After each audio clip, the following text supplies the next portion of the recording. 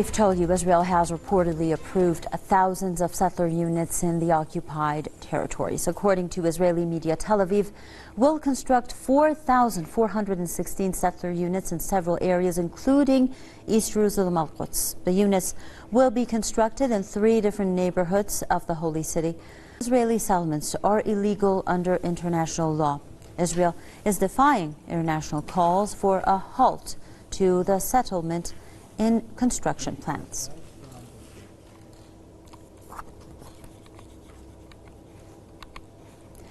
Now, to discuss that more, we have 2 guests that are joining us today. Stephen Sahiouni, senior journalist and commentator, joining us live from Beirut, and also Ryan Dawson, author and peace activist, who is joining us live from Osaka. Thank you very much, gentlemen, for joining us on this edition of the News Review. Now, let's begin with Mr. Sahiouni. Well, we're hearing here and there that Israelis are expanding their settlement activities, despite the fact that we know under a UN mandate these settlements are illegal. Why do you think, especially in these recent years, especially the past 2 years, Israel has been expanding its settlement activities? Also, it has been demolishing Palestinian homes and forcing Palestinians out of their homes, particularly in East Jerusalem Al-Quds. Let's start with Mr. Sahiouni. In the beginning, since the first day of the Zionist movement occupying Palestine, they have been stealing land and demolishing houses, schools, and doing the worst kind of murders against the Palestinian people. But in the last 2 years, especially with the Trump administration, that are giving fully support to the Israeli occupation to do anything they want, either inside of Palestine or covering them in the Security Council and covering them and protecting them from not being punished in the international law, because they are being, by them demolishing the houses, also by doing all these massacres, they are violating international law, they are violating the, sorry, okay. There's a problem in the voice. There seems to be some techno. Go ahead, please, Mr. Sahiouni. We can hear you. Okay. Yeah. Also, they have been the American administration have been supported the Israeli occupation, doing all of these massacres, doing all of these stealing this land. The Israelis, they can do anything they want as long as they have the Americans and the Europeans backing them up, and that is the #1 reason why they have the guts to do all of this, because there's no one to stop them. And we've seen in February 15 the Israeli occupation and the Americans sitting with the Arab countries and the Arab Gulf, and they were sitting together, and they have a relationship now between each other. So there is no one in this region and in this world to stop the Israeli occupation except 2 countries, and that is Syria, that's coming out of 8 years of war, also the Islamic Republic of Iran. Those 2 countries, they are the only 2 countries standing in the face of Israel and standing with the rights of the Palestinian people. Thank you very much, Mr. Sahiouni. Let's turn to Mr. Ryan Dawson from Osaka. Mr. Dawson, what do you think is the ultimate plan of Israelis? What are they planning to do by expanding these settlements, especially in the occupied territories and the regions in which the UN has specifically specified that it is illegal to expand these settlements?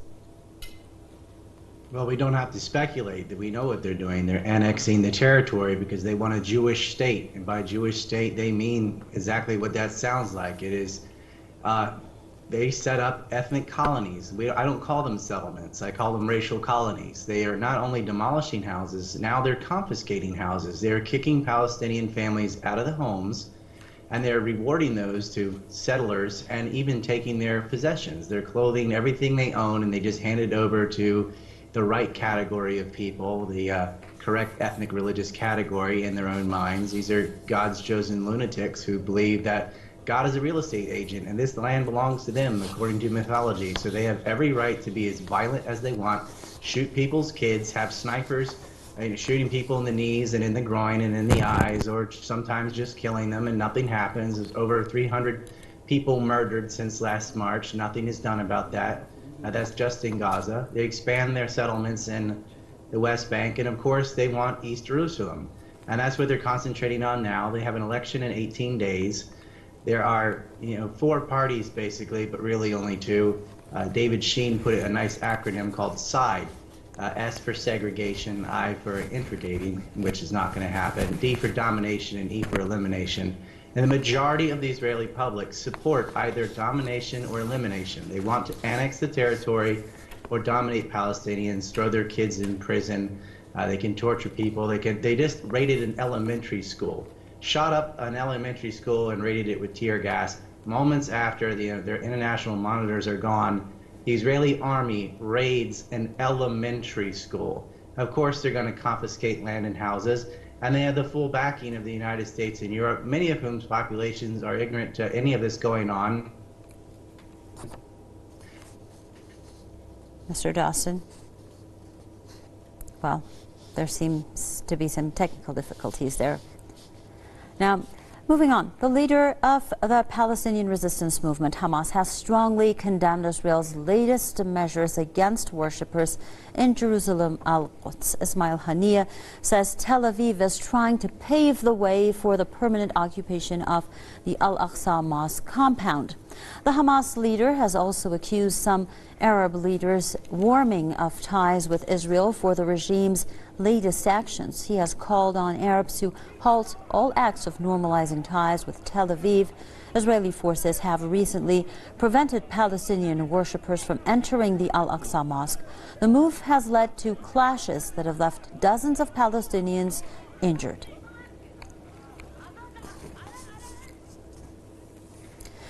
Once again, to continue this discussion, we're joined by Mr. Stephen Sahyouni from Beirut. Now, Mr. Sahyouni, why is Israel stopping worshippers from entering Al-Aqsa Mosque? These are people who are simply there to worship.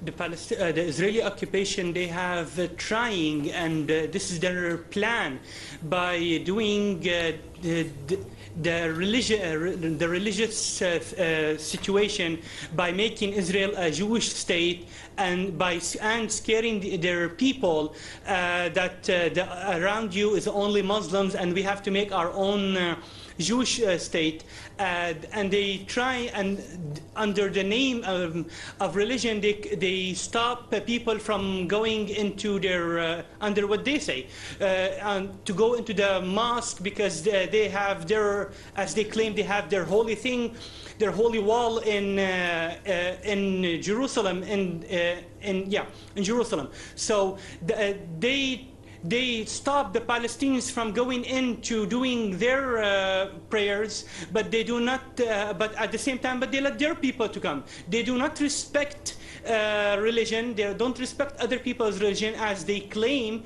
And as I told you, they are trying to do, and this is their #1 goal, by breaking up Syria into religious. They wanted to make Syria into religious contents. That's why, and now that's why they want to put Israel as the Jewish state, and to try to demolish the Palestinians in Jerusalem and making Jerusalem as the state, and they are getting the full support by the United States and the United States administration. Thank you very much for pointing that out. Thank you very much, Mr. Sahyouni, because that is basically what we were going to get to. Mr.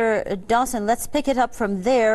How much do you think Donald Trump's support, and also some Arab states warming towards the Israelis, how much has that emboldened the Israelis, especially considering attacking worshippers now in Al-Aqsa Mosque? Yes, really every U.S. president, but especially Donald Trump, because Donald Trump moved the U.S. embassy to Jerusalem, and for some reason people think if the U.S. moves its embassy, that's akin to moving the capital. Jerusalem's not the capital of Israel. Tel Aviv is the capital of Israel, but they want to claim Jerusalem as theirs. Jerusalem is supposed to be a shared city for the 3 large religions.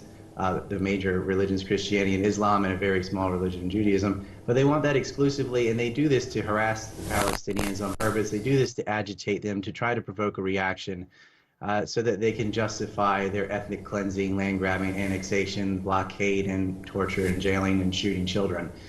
There is no justification for it, and they don't want anybody to even be able to have religious freedom. And America fully backs them. Donald Trump just signed off on $3.8 billion to the apartheid state, which is utterly disgusting. But they have failed in Syria. They wanted to divide Syria up along religious sectarian division, and they've lost. The terrorist proxies are up in Idlib, and they've outlasted the U.S. Patience to do Israel's bidding. Syria is going to be Syria again. Assad is going to stay, and there's nothing the U.S. and Israel can do about it.